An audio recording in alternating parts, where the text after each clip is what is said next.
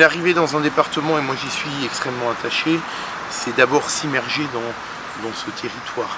Moi j'ai commencé à appréhender les différents dossiers avec un gros dossier, beaucoup de fiches que je préparais avec beaucoup de soin, les différents services.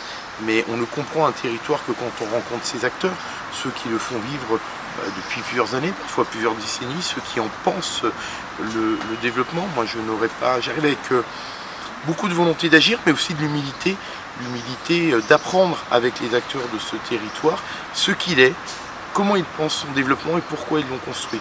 Et donc moi, ces 3 premières semaines, ce premier mois, je vais aller passer à beaucoup de rencontres avec les élus, avec les acteurs économiques, pour comprendre et m'immerger dans ce territoire et pouvoir faire corps avec ce territoire très rapidement.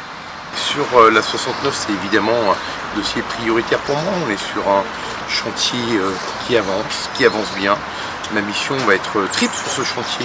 C'est de faire en sorte qu'il puisse se dérouler dans les meilleures conditions de sécurité, faire en sorte que le concessionnaire puisse achever ce chantier dans les délais et dans les conditions de sécurité qui s'attachent à ce chantier.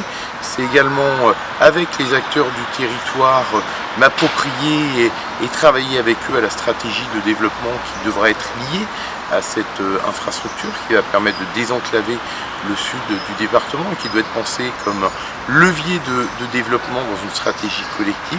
Et puis troisième élément de ce dossier, c'est dans une fonction plus régalienne qui est la mienne. Quand on construit une infrastructure de ce type, le concessionnaire doit respecter un certain nombre d'obligations environnementales, de prescriptions liées à l'autorisation environnementale.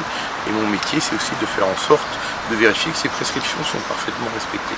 La mortalité routière est un drame. Il est humainement absurde et intolérable qu'à 20 ans, on perde sa vie pour un problème de comportement sur la route. Il est tout aussi intolérable qu'une famille soit fauchée par un chauffard conduisant en excès de vitesse et en état d'alcoolémie dans un choc frontal. Donc oui, toujours plus de prévention et toujours plus de contrôle. Les contrôles peut-être différents, affinés sur les zones. Enfin, il n'y a pas de mystère dans ce domaine. Le contrôle et la répression est la meilleure des préventions. Et la prévention, elle, est importante parce qu'il faut arriver à faire en sorte que nos concitoyens ne respectent pas la règle juste de peur d'être sanctionnés, qui respectent la règle tout simplement parce qu'ils l'ont comprise et qu'ils sont les propres acteurs de leur sécurité.